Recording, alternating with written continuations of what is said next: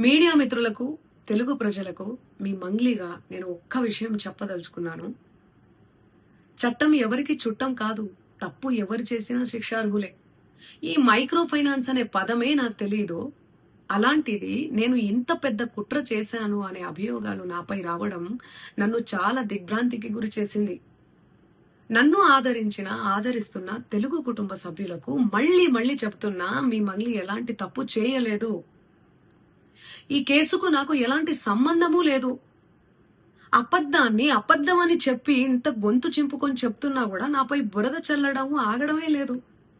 అందుకే ప్రతి చేతిలో ఉన్న మొబైల్కు, రిమోట్కు నా మొర చెప్పుకుంటున్నాను. చట్టాన్ని గౌరవించే పౌరురాలిగా బాధితులకు న్యాయం జరిగేందుకు, దర్యాప్తు అధికారులకు సహకరించేందుకు నేను సిద్ధంగా ఉన్నానని మీకు విజ్ఞప్తి చేసుకుంటున్నాను. మంగ్లీ ఎలాంటి తప్పు చేయలేదు, చేయదు కూడా. ఈ మైక్రో ఫైనాన్స్ కేసు చీటింగ్ కంపెనీకి డబ్బులు వసూలు చేసిన వివాదంలో నాకు ఎలాంటి సంబంధం కూడా లేదు.